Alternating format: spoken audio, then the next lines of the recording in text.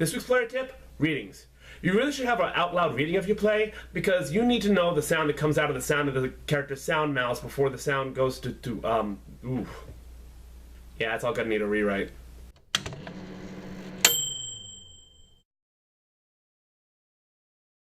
Alright, hi everyone. Hi. Thank you for coming. Yay. So, as I was saying before, so this week I had an informal reading of one of my plays. This play is called A Hand Across the Bridge, and I submitted it to a bunch of festivals.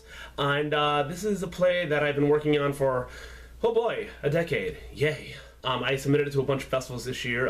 Some of it is really, I feel, is really relevant. So I decided I got to push for this thing, and I got to do something about it. And part of that was getting people together to do a reading of it.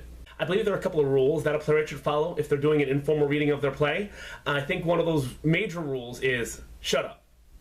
No, seriously, shut up, all right? You having your play read is about you trying to make the work better. It's not you trying to explain what you're intending, all right? The play has to be able to stand up on its feet without the playwright there to explain things. So, you know, especially when people give you feedback about the piece, shut up. Just shut up. Another good rule of thumb when doing an informal reading of your play is to gather people that you feel like you can trust. It's not just about finding people who fit the role perfectly, you know? This is just an informal reading. You don't need to do that. What you do need to do is to find people who are good for the part, might not necessarily fit it completely, but will be able to look into a character and give you honest feedback on a character.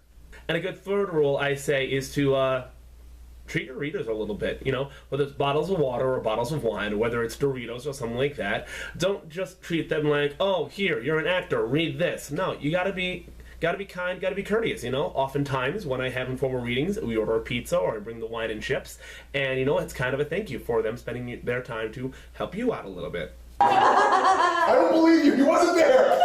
Oh, of course you have a laundry list. Okay, let's go. For you, we don't need to go through all of them. I'm just going to tear this off and hand it to you. I just want you to know I took notes. Of course. All right. Receipts. All right. So, all right. Let's go through this piece by piece. So what? So what worked? What works in the piece? Oh, thank you for that. That was. I think there aren't too many. I mean, the feedback I got, it was brutally honest. And you know what? This play, I started writing it over 10 years ago. So times have changed, beliefs have changed, perspectives have changed.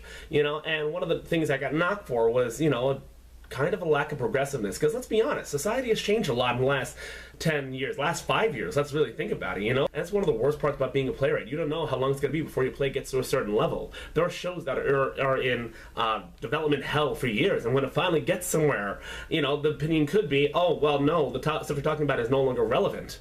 After the Parkland shooting, I started writing a piece about gun control in America, and you know what? 2 weeks later, things evolved massively, especially with the March Outs and the March for Our Lives and things like that. And all of a sudden, stuff I had written 5 minutes ago was no longer relevant. And that's one of the challenges of being a playwright, finding the universal messages that will resonate regardless of how long it's been in development for. It's not easy. It isn't. But you know what? It's just what we do. So in the coming weeks, I'm going to be hearing from festivals and a couple of things I've submitted to, and we'll see what happens then. And maybe I'll have another reading soon, and maybe I'll see some shows, and maybe, I don't know. That's the other part of being a playwright.